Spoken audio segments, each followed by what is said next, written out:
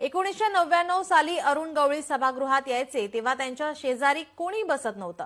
मग आता वाल्मिक कराड आला तर आश्चर्य नको असं वक्तव्य काँग्रेस नेते नाना पटोले यांनी नागपूरच्या अधिवेशनात केलं होतं। या वक्तव्यावर गवळी कुटुंबियांना आक्षेप घेतलाय।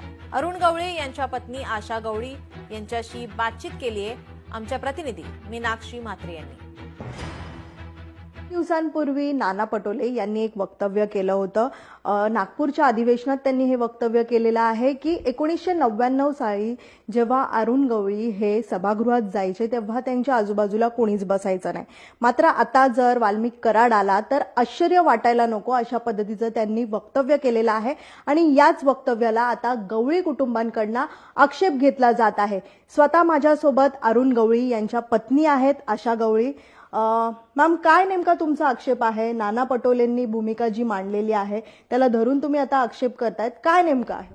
त्यांचं काय जीवन आहे, त्यांची परिस्थिती, त्यांचा मनाचा भाव, त्यांचा दुःख आणि त्यांनी जे आतमध्ये नाहक त्यांना जी केस थोपवली गेली आहे फक्त राजकारणाच्याच मुळे आणि राजकारणवाल्यांनीच हे केस त्यांना अशा तऱ्हेने डांबून टाकलं आहे। त्याच्यामध्ये कोण कोण आहे, कोण करत आहे हे सगळ्या जगाला माहिती आहे, फक्त सत्य समोर येत नाही आहे। आणि अजूनपर्यंत बी त्यांच्या मनाचं पोट भरलं नाही आहे, अजून बी त्यांची जळपट, अजून बी त्यांचा वाईट विचार करतात। तर मला बायको आहे मी, तर मला वाईट वाटणार।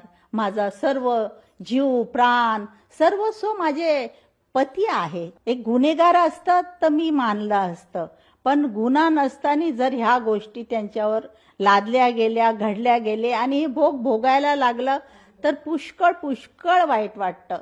तर अशा मला वाटतं अध्यक्षाने बोलू नये, त्यांना हे शोभत नाही। त्यांच्यासाठी तर सलाम करतात लोक, बाहेर विधान भवन मध्ये आले तर आनंद होतो, आवर्जून लोक त्यांना नमस्कार करतात। आणि भीती ही कसली, कोणत्या भीतीचा यांनी उल्लेख केला? व्हिडिओ जर्नलिस्ट विनीत पेडणेकरसह मीनाक्षी म्हात्रे, लोकशाही मराठी, मुंबई। लोकशाही मराठी ऐका, पहा, जागरूक रहा।